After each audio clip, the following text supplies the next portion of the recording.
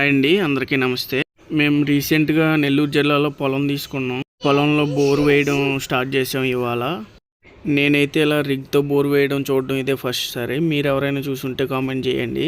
100 feet దాటినా సరే నీరు రాకపోయేసరికి కొంచెం నిరాశపడ్డాం. కాకపోతే 160 ఫీట్ దగ్గర వాటర్ వచ్చింది. ఇప్పుడు చాలా హ్యాపీగా ఫీల్ అవుతున్నాం. కాకపోతే వాటర్ ఎన్ని ఇంచులు వస్తుంది అనేది ఇప్పుడు సస్పెన్స్ అన్నమాట. కానీ డ్రైవర్ చెప్పడం అయితే 1.5 ఇంచు ఈజీగా వస్తుందన్న అని చెప్తా ఉన్నాడు. డ్రైవర్ అయితే వాటర్ రావడం స్టార్ట్ అయిన వెంటనే బండి క్లీన్ చేసుకుంటున్నాడు, దుమ్మంతా శుభ్రం చేసుకుంటా ఉన్నాడు.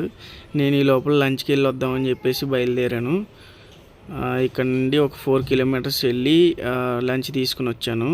ఆ బోర్ అయితే కంప్లీట్ అయింది. ఇప్పుడు ఇంకొక బోరు ఇది వచ్చేసి ఇందులో రాళ్ళు అది పడడం వల్ల ఇది ఫ్లషింగ్ చేయడానికి వాళ్ళకి ఇచ్చేసి ఉన్నాము. వాళ్ళు ఫ్లషింగ్ స్టార్ట్ చేశారు. ఫ్లషింగ్ స్టార్ట్ చేయడంతో దీనిలో వాటర్ అయితే రావడం మొదలైంది. నాకు తెలియదు ఇది ఎంతవరకు అయితే నీరు వస్తుందో, 1.5 ఇంచ్ వస్తుందో, 2 ఇంచ్ వస్తుందో. వాళ్ళు చెప్పడం అయితే 2 ఇంచ్ వరకు వాటర్ రావచ్చు అని చెప్తున్నారు.